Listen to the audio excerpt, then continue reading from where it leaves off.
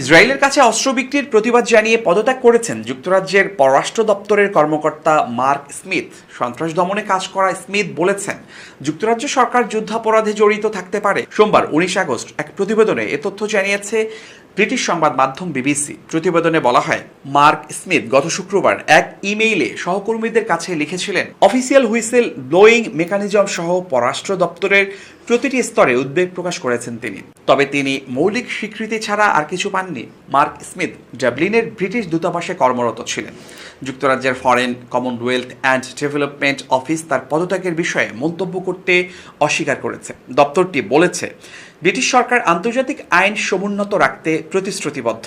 Mark Smith তার পদত্যাগের ইমেইলটি সরকারি কর্মকর্তা, দূতাবাস কর্মী এবং পররাষ্ট্র দপ্তরের মন্ত্রীদের বিশেষ উপদেষ্টা সহ অনেকের কাছে পাঠিয়েছেন।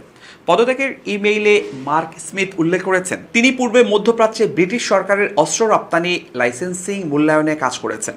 প্রতিদিনই তিনি ও তার সহকর্মীরা গাজায় ইসরায়েলের যুদ্ধাপরাধ এবং আন্তর্জাতিক মানবাধিকার আইন লঙ্ঘনের স্পষ্ট এবং প্রশ্নাতীত উদাহরণ প্রত্যক্ষ করেছেন। তিনি লিখেছেন, ইসরায়েলি সরকার ও সেনাবাহিনীর সিনিয়র সদস্যরা প্রকাশ্য গণহত্যার অভিপ্রায় প্রকাশ করেছেন।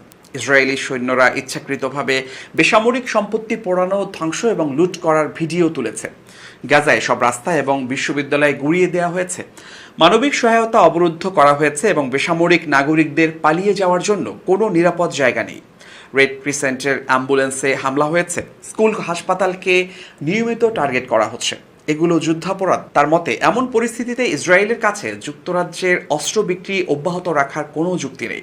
উল্লেখ্য, গত বছরের 7 অক্টোবর হামাসের নজিরবিহীন আন্তঃসীমান্ত হামলার পর থেকে ইসরায়েল গাজা উপত্যকায় অবিরাম বিমান ও স্থল হামলা চালিয়ে যাচ্ছে। ইসরায়েলি হামলায় গাজায় এখন পর্যন্ত 40,000-এর বেশি ফিলিস্তিনি নিহত হয়েছেন। এছাড়া আহত হয়েছেন 92,000-এর বেশি ফিলিস্তিনি।